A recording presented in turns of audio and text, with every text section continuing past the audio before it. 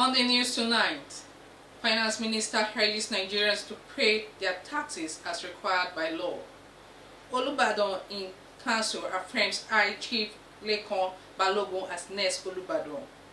Security operatives fail jailbreak attempt. Good evening and welcome to NTA Ijebu ode News at 7. I'm Omotola Adokai Obodele, and here are the details of the news. Minister of Finance Zainab Ahmed has urged Nigerians to pay their taxes to improve revenue accretion to the federal government. Speaking at the 2022 operation on Good Morning Nigeria, the minister says Nigeria can now monitor their implementation of the national budget through an application being used by the Ministry of Budget and National Planning.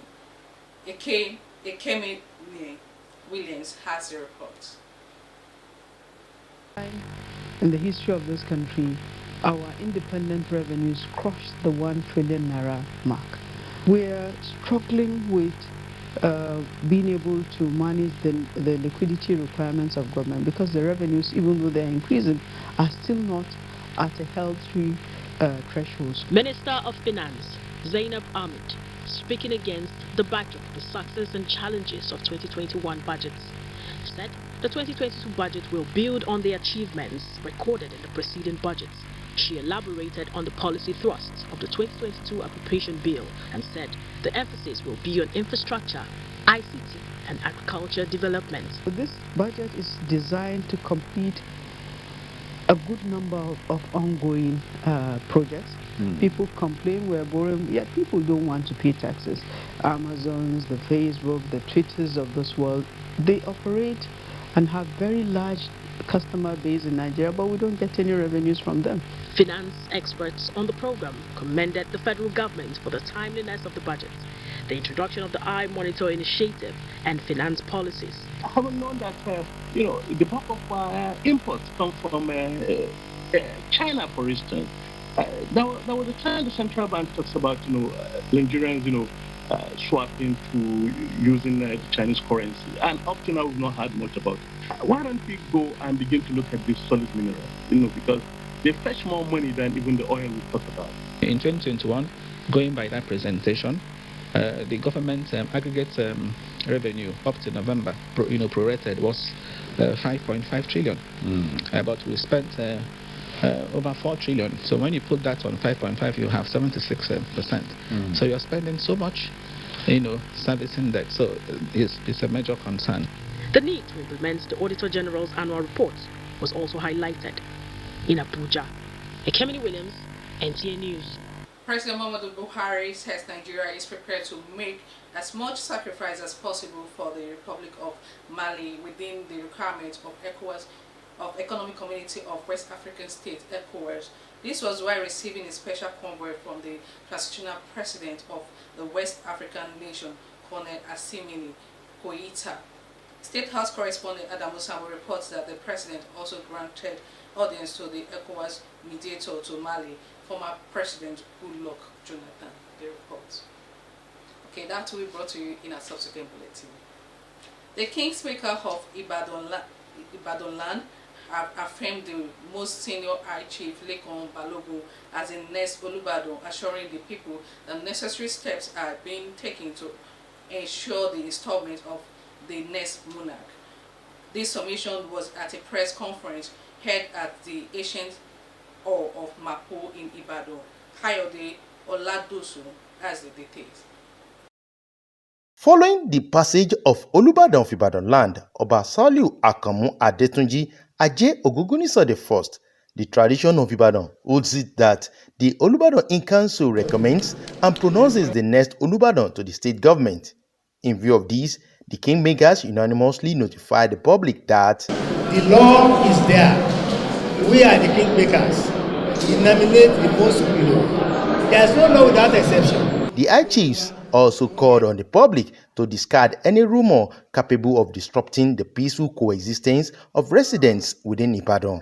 In line with the traditional practice of Ibadan land, when occasion like this arises, the Ibadan Council has been up and doing, liaising with the state government to ensure that every Ogun State government says it has delivered over 600 kilometers roads with over 1,000 affordable housing units since the present government in the state came on board on May 29, 2019. The state government assured the people that more will be achieved in the new year as Governor Dapo Abiodun-led administration gives priority attention to infrastructural development.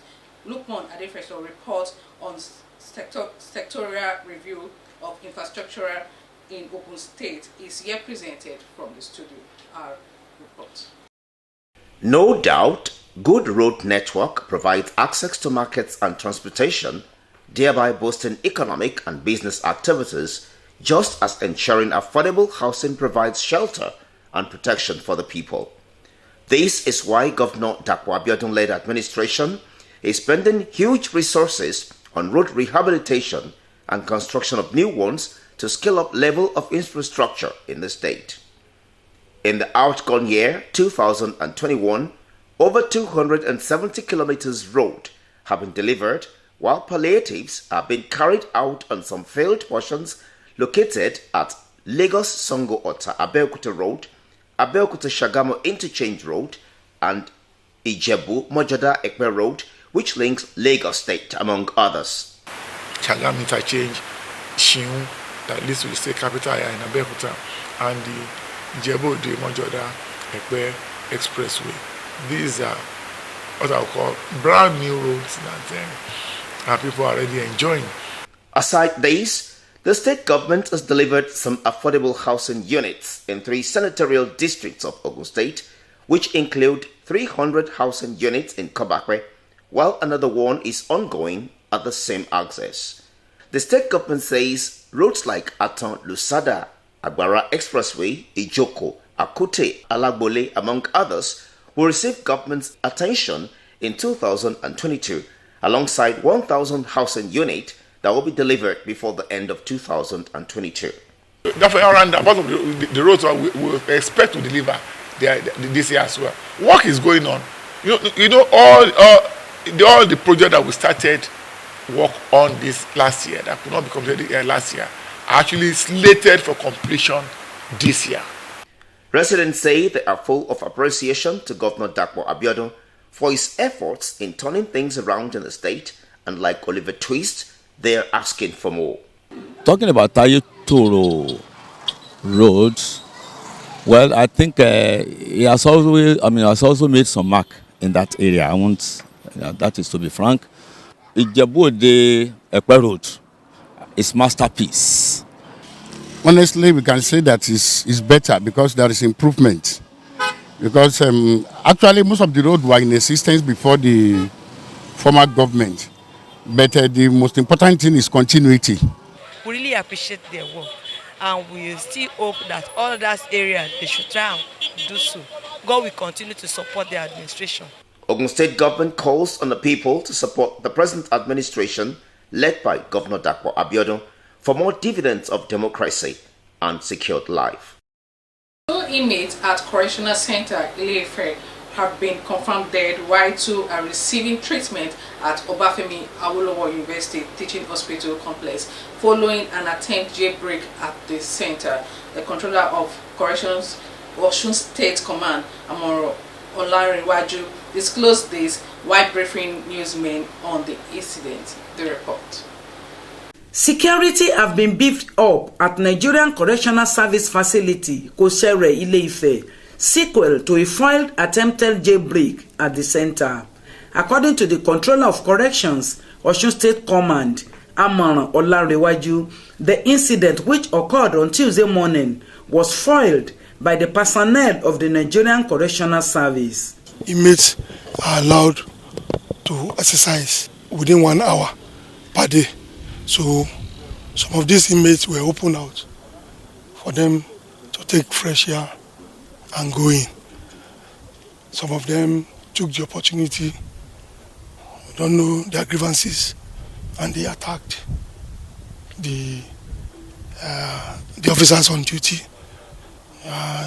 Then, in the course of trying to ensure safety, and then they were still proving stubborn, and in the course we had about 4 casualties. So the 4 casualties took them to the hospital for treatment, but on getting there, we learned that 2 died, while 2 have been responding to treatments. He, however, assured the resident of Ile-Ife not to panic as the situation is under control. To assure you that peace and normalcy has been restored. Meanwhile, investigations are ongoing to unravel the circumstances behind the incident. In Ile-Ife, Adejoke Eluyemi, NTA News.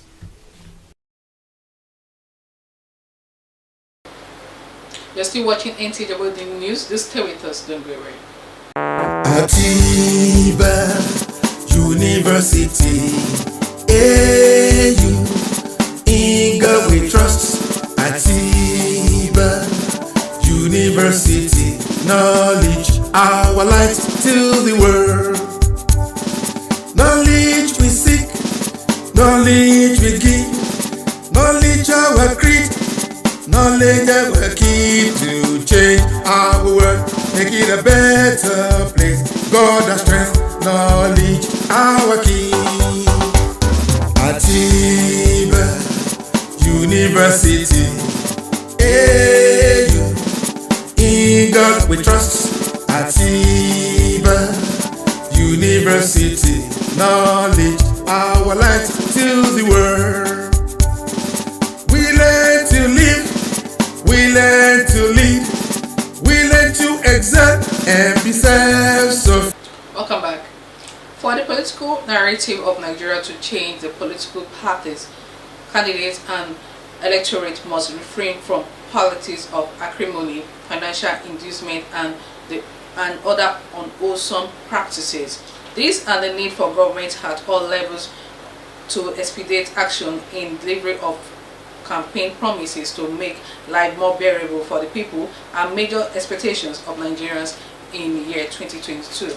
Correspondent Juwe Pupola has the details of this report. Year 2022 is pregnant with lots of expectations from Nigerians, most of whom are yearning for delivery of dividends of democracy promised by various political leaders. Expectations of some residents of Ijebu Ode is in tandem with other Nigerians in the state as they align themselves with calls for solutions to the teething problems of insecurity, inflation and unemployment bedeviling the nation. Year 2022 is a unique year as it is expected to usher in the general election scheduled for the first quarter of 2023. Nigerians therefore want political campaign to be business unusual instead of the old unwanted narrative that has done more harm than good to the nation. We all know that so many people will come on board, so many activities will be in place, and people will be coming out to campaign. So I am expecting that the electorate should now come up and demand proper accountability from those people who have been at the helms of affairs at different levels, so that those people who want to seek for our vote this time around will give us the dividend of democracy, because as it were now, the suffering in the land is just too much. When they aspire to go for a political position, you see, the promise they have made to the people, they should try as much as possible. We know that they cannot make 100%, but they should try as much as possible to make certain percentage that will encourage people, that will make even the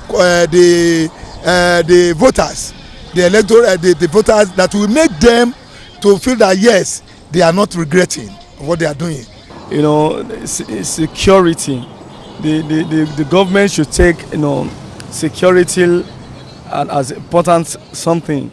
But when there is full security in the state, even in the country, the outsider will come to the country, you know, and invest, you know, business here. But when there is no security, people will not be able to have a mind at rest, you know, to stay in the country. So that is the area of the security. and the economy, the government should try as much as possible to boost the economy because people are suffering. The electorate, according to respondents, also have their own part to play by refraining from vote buying. Electorate get the kind of leader they desire. The politicians now, the supposed leaders that will be coming on board, they should change the narrative. We cannot continue to do the same thing the same way and expect a different result. We have seen that what we have been doing in the time past by promising boreholes, promising roads, and all these things are not forthcoming. We should change the narrative. It should not be. Even if it is not when you give a Congo of rice that the people will vote for you. If you don't give anything, we will vote. If we see that yes, all these people that are going there, they are yes, these are people that I can put there.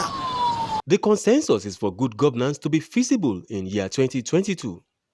In Ijebu ode, Joel Ukbola, NTA News. And that does it on the news for tonight. The Yoruba translation will come up immediately with Abiodun Ajibola. Do stay with us.